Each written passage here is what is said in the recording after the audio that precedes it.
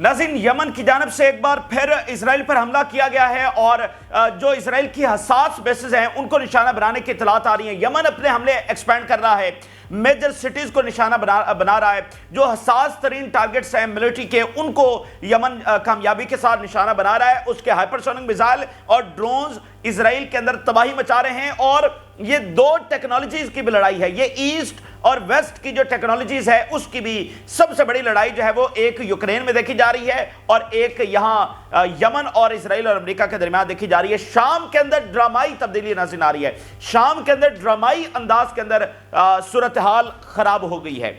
पहले दो फ्रंट्स के ऊपर लड़ाई जारी थी, एक तरफ इसराइल जनूबी बॉर्डर के ऊपर और नॉर्दर्न बॉर्डर के ऊपर तुर्की और एसडीएफ के दरमियान क्लैशेस चल रहे थे। लेकिन अब नाज़रीन, दमिश्क अथॉरिटीज की लड़ाई आपस में शुरू हो गई है मुख्तलिफ ग्रुप्स के साथ। इंटरनली एक नया फेज देखने को मिल रहा है और रूस की बेसिस के इर्द गिर्द हालात खराब हो गए हैं। रूस की बेसिस का नाज़रीन घिराव कर लिया गया है।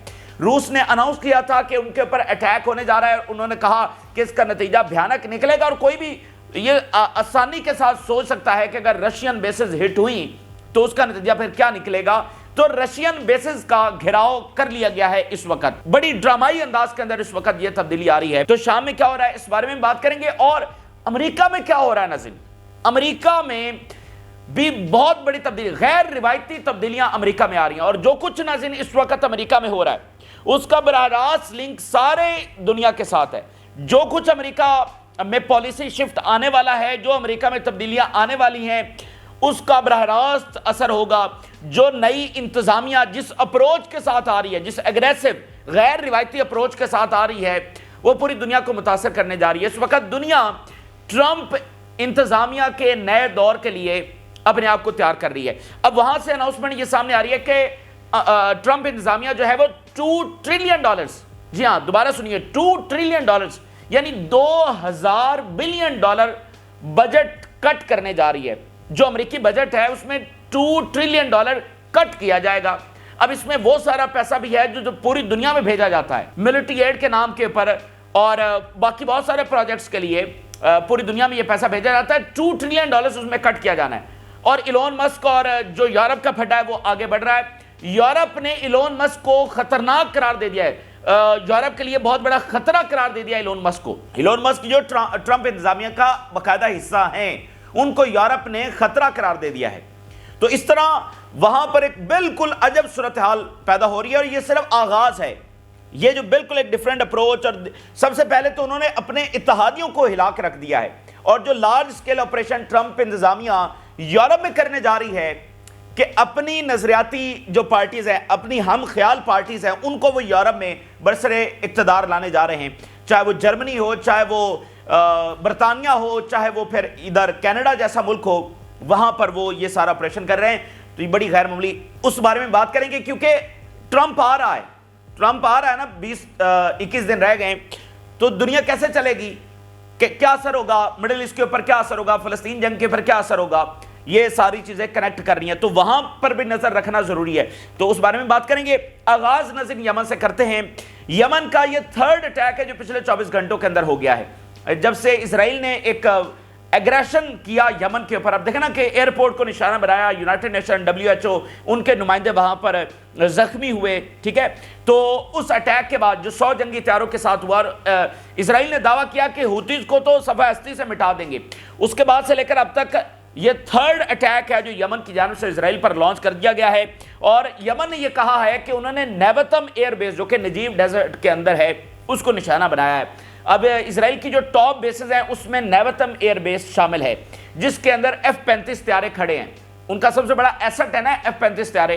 तो F-35 तैयारों की जो बेस है इंतहाई हसास, इंतहाई प्रोटेक्टेड, नंबर 1 कैटेगरी का ये टारगेट है। इसको हाइपरसोनिक मिसाइलों के साथ यमन कह रहा है कि हमने निशाना बनाया है और यमन का ये दावा है कि उन्होंने इसको हिट किया है कामयाबी के साथ।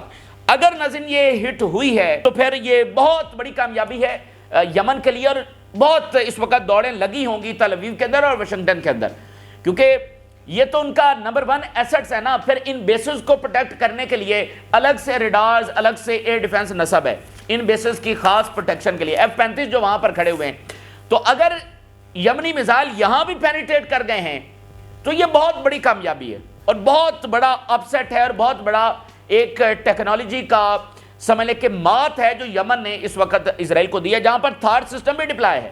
تھارڈ سسٹم اس وقت ڈپلائی ہے اور پوری کوشش کر رہا ہے. کچھ میزائلوں کو اس نے انٹرسیپٹ کیا بھی ہے، لیکن تھارڈ سسٹم ہوتیز کے میزائلوں کو مسلسل نہیں روک پا رہا ہے، مکمل نہیں روک پا رہا ہے، مطلب فیل ہو گیا ہے ان کے سامنے، 100% وہ کام نہیں کر رہا ہے. تو یہ ایک بہت بڑا دھچکا ہے کہ امریکی اسرائیلی ایئر ڈیفنس کو پہلے پینیٹریٹ کیا جا رہا تھا اور اب ان حساس ترین بیسز کو بھی ہٹ کیا جا رہا ہے. تو یمن تو میزائل جاری رکھے گا بھائی. یمن نے اگر ان بیسز کو ہٹ کرنا شروع کر دیا ہے، 7 میجر سٹیز کو ہٹ کر رہا ہے، 7 تل ابیب کو ہٹ کر رہا ہے، تو پھر اسرائیل کا جو ہے وہ کیا بننے جا رہا ہے. IRGC کی 2 سٹیٹمنٹس ذرا دیکھیے. The resistance has not weakened and everyone see how the Yemenis are shining in defending Palestine and Gaza. Resistance ختم نہیں ہوئی ہے، ریزسٹنس موجود ہے، اور یمن کی صورت میں دیکھا جا رہا ہے کہ یمن کس طرح سے شائن کر رہا ہے اور ڈیفینڈ کر رہا ہے پیلسٹائن اور غزہ کو. And the Zionist and the American attacks did not break the will of the Yemenis but rather increase the pace of their operations. اور جو امریکی برطانوی حملے تھے، جو اسرائیلی حملے تھے، انہوں نے یمن کی ول نہیں توڑی ہے، یمن کو سبڈیو نہیں کر سکے ہیں، بلکہ یمن کے جو حملے ہیں وہ اور زیادہ ایسکلیٹ ہوئے ہیں. یہ IRGC کی سٹیٹمنٹ ہے. اب چلتے ہیں ناظرین شام میں اس وقت کیا ہو رہا ہے. شام میں ہوا ناظرین یہ ہے کہ ایک ڈرامائی تبدیلی آ گئی ہے، جس کو کہتے ہیں نا کہ ایک انسٹنٹ اور سڈن ایک صورتحال کیا بدلنا، جس کے بارے میں ہم پیش گوئی تو کر رہے تھے، انالیسس بھی آپ کے سامنے رکھ رہے تھے، خبریں بھی آپ کے سامنے رکھ رہے تھے کہ اگر دمشق کی اتھارٹیز نے چیزوں کو بہتر نہ کیا تو ایک بیسیکلی ایک نیا فیز ہے، یہ خانہ جنگی کا، پروکسی وار کا ایک نیا فیز ہے جو آگے مزید جو ہے نا ایسکلیٹ ہوگا. تو اب وہی صورتحال جو ہے وہ شام کے اندر پیدا ہو گئی ہے. شام میں کون سی لڑائی جاری تھی؟ ایک طرف SDF اور ٹرکش بیکڈ فورسز کی وہ لڑائی جاری تھی. صدرن جو بارڈر ہے وہاں پر اسرائیل گھسا ہوا تھا اور وہ ایکسپینڈ کرتا چلا جا رہا تھا، لیکن دمشق اتھارٹیز کی کسی کے ساتھ لڑائی نہیں چل رہی تھی، ان کے فائٹرز کی یا باقی کسی ایریا میں لڑائی نہیں ہو رہی تھی.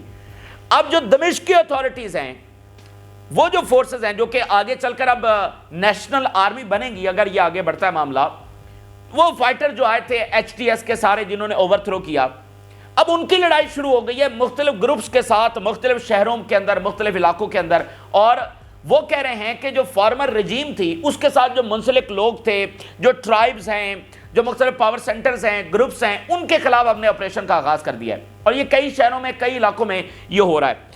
اب ان کا یہ دعویٰ ٹھیک ہے یا وہ کچھ اس میں کچھ اور چھپا رہے ہیں؟ مثال کے طور پہ وہ کہہ رہے ہیں جی فارمر رجیم سے منسلک لوگوں کو ہم ڈھونڈ رہے ہیں. حالانکہ اگر آپ دیکھیں تو جو ساری آرمی ہے وہ تو میلٹ ڈاؤن ہو گئی تھی، وہ تو چھوڑ کے چلی گئی تھی، وہ تو سرنڈر کر گئی تھی. تو پھر یہ کون سے لوگ ہیں جن کو ڈھونڈنے کے لیے اتنا بڑا آپریشن کیا جا رہا ہے؟ اور ایون اسرائیل کے خلاف نئی فائٹرز بھیجے جا رہے ہیں اور ادھر یہاں پر بھیجے جا رہے ہیں. لیکن جو بھی ہے اس نے شام کے اندر جنگ چھیڑ دیا اور مختلف علاقوں کے اندر جو ہے یہ جنگ چھڑ گئی ہے. جو کوسٹل لائن ہے وہاں سے لے کر ہومس اور ادھر ادھر کافی علاقوں میں یہ رپورٹ سامنے آ رہی ہیں. سیریا سے یہ ذرا خبر دیکھیے، الجزیرہ رپورٹ کر رہا ہے security operation is currently under way to pursue remnants of the former regime throughout the country. Syria کی official statement ہے throughout the country آپریشن شروع کر دیا گیا ہے. یہ ڈرامائی تبدیلی اس وقت اچانک یہ ہوا ہے پورے ملک کے اندر. وہ کہہ رہے ہیں کہ فارمر رجیم کے ساتھ منسلک جو لوگ ہیں، جو ایلیمنٹس ہیں، جو گروپس ہیں، ان کے خلاف جو ہے وہ آپریشن شروع کر دیا گیا ہے. تو یہ آپریشن شروع ہونا چاہیے تھا اسرائیل کے خلاف. دیکھیں نا، اس کا مطلب ان کے پاس پاور تو ہے، ان کے پاس فائٹرز تو ہیں، لیکن وہ اس کو اسرائیل کے خلاف نہیں بھیج رہے ہیں، بلکہ ایک بار پھر شام کے اوپر جنگ مسلط کی گئی ہے. دوسری طرف اگر ہم بات کریں SDF کی تو وہ لڑائی وہاں اسی طرح سے جاری ہے. renewed fighting in northern Syria between pro-Turkish forces and Kurds. درمیان میں کچھ تھوڑا سا وقفہ آتا ہے، پھر لڑائی ہوتی ہے، پھر گھنٹہ 2 گھنٹہ 4 گھنٹے 10 گھنٹے وقفہ آیا، پھر کلیش. وہ لڑائی جاری ہے، کوئی ٹروس کوئی وہاں پر نہیں ہے معاہدہ. اس کے علاوہ اسرائیل کی بات کریں، اسرائیل کہاں ہے کسی کو کچھ پتہ نہیں ہے. اسرائیل خفیہ طریقے سے تیزی کے ساتھ آگے بڑھ رہا ہے. اچانک کوئی بھی آپ خبر ایکسپیکٹ کر سکتے ہیں کہ اسرائیل تو پتہ نہیں دمشق سے 5 کلومیٹر دور پہنچ گیا ہے، یا وہ SDF کے ساتھ وہ جارڈن بارڈر کے ساتھ چلتا چلتا پتہ نہیں کہاں پہنچ گیا. کوئی خبر ہی نہیں ہے. وہ خفیہ تیزی کے ساتھ سامنے ایک گولی چلانے والا نہیں ہے تو اسرائیل پتہ نہیں کتنا علاقہ قبضے میں لے رہا ہے. اب اس حوالے سے زیادہ خبریں نہیں آ رہی ہیں. خفیہ طریقے سے اسرائیل آگے بڑھ رہا ہے. اس کے ساتھ جو چوتھا ناظرین کام ہوا ہے وہ روس کے حوالے سے ہوا ہے. روس نے یہ اناؤنسمنٹ کی تھی کہ ان کی بیسز کے اوپر حملے کی پلاننگ ہو رہی ہے اور امریکہ اور برطانیہ یہ پلاننگ کر رہے ہیں، ایک ٹیررسٹ اٹیک وہ ہماری بیسز کے اوپر کروانا چاہتے ہیں۔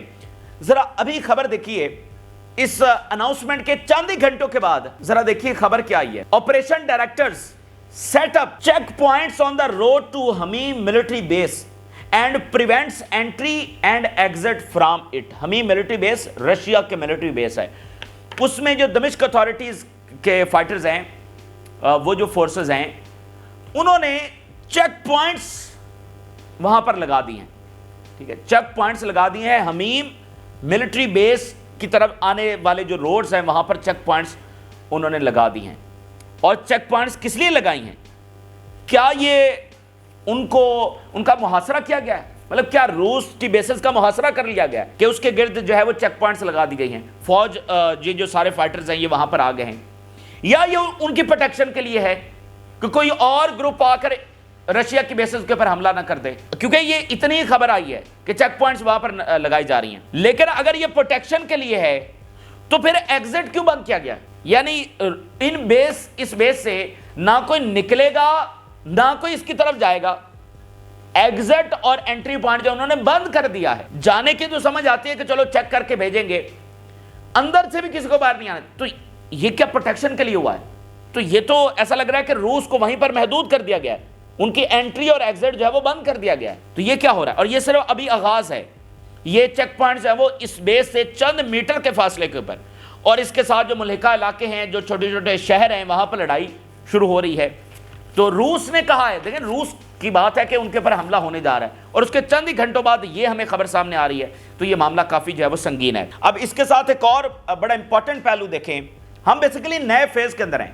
طالبان کے ساتھ کمپیئر کر کے اس صورتحال کو اچھے طریقے سے سمجھا جا سکتا ہے۔ طالبان ایک ہی گروپ تھے، وہ آئے، انہوں نے اقتدار سنبھالا، جنگ ختم ہو گئی۔ یہاں پروکسی وارز ہے، یہاں جنگ ختم نہیں ہوئی ہے بلکہ ایک نیا فیز ہے۔ یہ جو ایچ ٹی ایس آ گئی ہے، ضروری نہیں یہی حکمران ہوگی دمشق کی، کوئی اور بھی ہو سکتا ہے، کیونکہ جنگ ابھی ختم نہیں ہوئی ہے۔ اچھا اب ذرا دیکھیے ایس ڈی ایف ٹرکی اور جولانی کو اگر ہم دیکھیں، ڈماسکس اتھارٹیز کو دیکھیں، ہوا کیا ہے؟ جولانی نے ناظرین پرپوز کیا تمام فیکشنز کو انکلوڈنگ ایس ڈی ایف کو کہ وہ اپنے ہتھیار ڈالیں اور ایک گورنمنٹ کا حصہ بن جائیں، اور ان کے جو فائٹرز ہیں وہ فوج کا حصہ بنیں، مطلب ایک ہی ہم فوج بنائیں گے اور باقی سارے جو اپنے ہتھیار ڈال دیں۔ اچھا ایس ڈی ایف تو اپنے ہتھیار کسی طور پر نہیں ڈالے گی، لیکن ایس ڈی ایف نے چلاکی سے کام لیتے ہوئے، اب یہ سمجھیے گا یہ ایک نیا پھڈا ہے، ایک نیا رولا ہے جو آگے چلنا ہے، اور ٹرکی اس میں بہت برے طریقے سے پھنسا ہوا ہے۔ ایس ڈی ایف نے جو کہ ہتھیار نہیں ڈالے گی کبھی بھی، اس نے چلاکی سے یہ کہا کہ ہمیں یہ آفر قبول ہے، ہم ہتھیار ڈالنے جا رہے ہیں، ہم ڈالنے کے لیے مطلب بات کرنے کے لیے تیار ہیں، ہم بالکل گورنمنٹ کا حصہ بننے کے لیے تیار ہیں۔ اچھا جب وہ چاہتے ہی نہیں ہے ہتھیار ڈالنا، تو پھر انہوں نے یہ آفر قبول کیوں کی؟ کیونکہ ایس ڈی ایف کو یہ پتا تھا کہ اردگان کو یہ کبھی قبول نہیں ہوگا، اردگان کبھی نہیں چاہے گا کہ ایس ڈی ایف بھی گورنمنٹ کا حصہ بنے، ٹھیک ہے۔ ایس ڈی ایف کے ساتھ ان کی لڑائی ہے نا، جو کچھ انہوں نے شام میں کیا ہے وہ اس کی جسٹیفیکیشن ہی یہ دیتے ہیں کہ ہم نے ایس ڈی ایف کو اور یہ گروپ سارے ان کو ختم کرنے کے لیے، اور کیا اردگان کی سٹیٹمنٹ ہے کہ بھائی ان کو ہتھیاروں کے ساتھ دفن کریں گے۔ وہ تو کسی طور پر اردگان نے قبول نہیں کرنا تھا، یہ ایس ڈی ایف کا ایسٹیمیٹ تھا، وہی ہوا، ایس ڈی ایف نے قبول کر لیا، اردگان نے کہا کہ ایس ڈی ایف کو تو ہم قبول نہیں کرتے۔ تو وہ اب جولانی صاحب کی جو پوزیشن ہے نا، وہ کمپرومائز ٹوٹلی، کہ مطلب اس نے ایک پرپوزل دیا، وہ ایک طرح سے دمشق کا حکمران ہے اور اس کا پرپوزل کوئی معنی نہیں رکھتا، تو وہ ایک مطلب انکمفرٹیبل ایک معاملات دیکھیں نا، جب گروپس حکومت میں آ جاتے ہیں تو ضروری نہیں کہ پیچھے جو اس کے کھڑا ہو وہ اس کی پوری بات مانے۔ تو یہ فی الحال ایک دھچکا لگا ہے، مطلب جولانی اور ترکی، مطلب جولانی نے ایک پرپوزل دیا، ادھر سے مان لیا گیا شام میں، اور ترکی نے کہا ہمیں قبول نہیں، تو جولانی کی اپنی پھر کیا وہ پوزیشن رہ گئی؟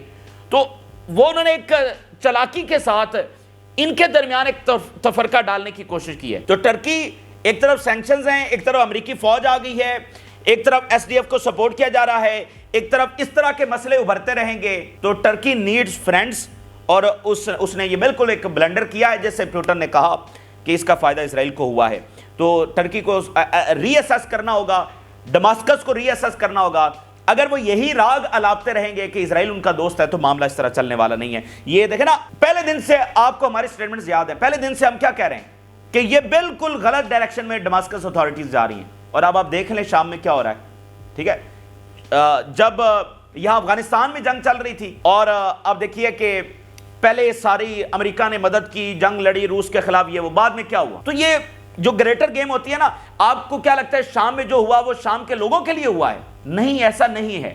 یہ تو اب ساری چیزیں کھل کر سامنے آ رہی ہیں۔ یہ گریٹر گیم کا حصہ ہے جس میں وہ اپنا مفاد کھینچ لیں گے اور باقی شام کو تباہ حال چھوڑ دیں گے، جیسے لیبیا کو، وہ انہوں نے اپنا مفاد پورا کرنا ہے۔ تو اس لیے دمشق اتھارٹیز کو سوچنا ہے، اسلامک ورلڈ کو، ٹرکی کو سوچنا ہے کہ وہ اس طرح سے ایکسپلائٹ نہ ہونے دے سیریا کو۔ لیبیا نے کال کی ہے، افغانستان سے کال شام میں ہوئی ہے، دمشق اتھارٹیز کو افغانستان نے کال کی ہے۔ بحرین کا جو ڈیلیگیشن ہے وہ دمشق پہنچا ہے اور جولانی کے ساتھ ملاقات ہوئی ہے۔ جارڈن، سعودی عربیہ، قطر تو آلریڈی انوالو تھا ہی صحیح، یو اے ای، یہ سارے رابطہ کر چکے ہیں۔ اب بحرین سے بھی ڈیلیگیشن وہاں پر پہنچا ہے اور افغانستان کی کال ہوئی ہے دمشق میں۔ اچھا، اب ناظرین ذرا امریکہ میں دیکھتے ہیں کیا ہو رہا ہے۔ امریکہ میں جو کچھ ہو رہا ہے بڑا ایک غیر روایتی ہے، انٹرسٹنگ بھی ہے، ڈینجرس بھی ہے اور اس کو سمجھنا بہت ضروری ہے۔ جو کچھ ہم مڈل ایسٹ میں سمجھتے ہیں، دیکھتے ہیں یا پریڈکٹ کرتے ہیں کہ آگے کیا ہوگا، امریکہ میں کیا ہو رہا ہے، وہاں پر کیا انتظامیہ ہے، اس کی کیا اپروچ ہے، اس کے کیا ارادے ہیں، اس کا کیا مائنڈ سیٹ ہے، یہ سمجھے بغیر ہم مڈل ایسٹ کو نہیں سمجھ سکتے، دنیا کے کسی ریجن کو نہیں سمجھ سکتے، کیونکہ امریکی پالیسیز ہی سب چیزیں۔ اگر دیکھیں امریکہ یہاں پر انوالو نہ ہوتا تو کیا بشار الاسد کا تختہ الٹ سکتا تھا؟ بالکل نہیں الٹ سکتا تھا۔ تو ایک ایک چیز امریکہ ہی کی مرضی سے ہوتی ہے، ان کے انفلوئنس سے ہوتی ہے۔ تو جو نئی انتظامیہ آ رہی ہے اس کی کیا اپروچ ہے؟ اب ٹرمپ کہہ رہا ہے جی جنگ رکواؤں گا، بھائی کیا واقعتاً وہ جنگ رکوانا چاہتا ہے تو جنگ رک جائے گی؟ تو ہم نے یہ دیکھنا ہے نا کہ بھئی ٹرمپ انتظامیہ جنگ رکوانا چاہتی ہے یا کیا ٹرمپ انتظامیہ مجبور ہوگی جنگ رکوانے کے لیے؟ سو امریکہ از دا سپر پاور، اچھی ہے بری ہے وہ ایک الگ ڈیبیٹ ہے، لیکن وہاں پر کیا ہو رہا ہے، وہ کیا فیصلے لے رہے ہیں، یہ سمجھنا بہت ضروری ہے، کیونکہ اگلا منظرنامہ آپ ان کو دیکھے بغیر نہیں سمجھ سکتے۔ اب جو کچھ امریکہ میں ہو رہا ہے وہ انتہائی غیر روایتی، یعنی کوئی امریکی انتظامیہ اس طرح کے فیصلے نہیں کرتی جو اس وقت ٹرمپ انتظامیہ کرنے جا رہی ہے، کر رہی ہے، جس طرح کی وہ سٹیٹمنٹس دے رہی ہے۔ اب ناظرین ٹرمپ انتظامیہ کی جو سٹیٹمنٹ آئی ہے، جو انہوں نے بات کی ہے، انہوں نے کہا جی ہم $2 ٹریلین کا بجٹ کٹ کرنے جا رہے ہیں۔ $6 ٹریلین امریکہ کا سالانہ بجٹ ہے، $6 ٹریلین۔ اس میں سے وہ کہہ رہے ہیں کہ ہم نے 2 ٹریلین کم کرنا ہے، یعنی 4 ٹریلین کے اوپر اس کو لے کر آنا ہے، اور اس کے لیے سینکڑوں ڈپارٹمنٹس، پروجیکٹس، نوکریوں سے فارغ۔ بھائی $2 ٹریلین کی ہم بات کر رہے ہیں، پاکستان کا ٹوٹل بجٹ $8 بلین ہے اور یہاں $2000 بلین کی بات ہو رہی ہے۔ تو سوچئے کتنے ڈپارٹمنٹس، کتنے پروجیکٹس، کتنے منصوبے وہ ختم ہوں گے، کتنی زیادہ جابز ختم ہوں گی۔ تو وہ $2 ٹریلین کٹ کرنے جا رہے ہیں، اور اس میں آپ ذرا دیکھیے اس ایک سٹیٹمنٹ کے ساتھ ساری دنیا متوجہ ہو گئی ہے، کیونکہ اس 2 ٹریلین کے اندر وہ بھی شامل ہے جو پوری دنیا کو جاتے ہیں، یو ایس ایڈ، اور پھر آپ دیکھیں امریکہ الیکشنز کے لیے پیسہ دیتا ہے۔ مثال کے طور پہ کسی بھی ملک میں الیکشن ہوئے ہیں تو یورپ سے بھی پیسے آتے ہیں، امریکہ سے بھی پیسے آتے ہیں، یعنی ان کی ویلیوز کو پروموٹ کرنے کے لیے، اور جو آپ یہ ساری باتیں سمجھتے ہیں کہ الیکشنز کے لیے وہ فنڈ کرتے ہیں کہ ٹھیک ہے الیکشنز ہونے چاہیے۔ ایسے کتنے ہی پروجیکٹس ہیں، تھنک ٹینکس کو، انسٹیٹیوشنز کو، میڈیا کے اداروں کو پیسے آتے ہیں، ایک بہت بڑا نیٹ ورک ہے، ٹھیک ہے نا۔ تو وہ $2 ٹریلین کے اندر وہ بھی شامل ہے، وہ ملٹری ایڈ بھی شامل ہے جو مختلف ملکوں کو جاتی ہے، وہ بھی ساری کویسچن ہوگی۔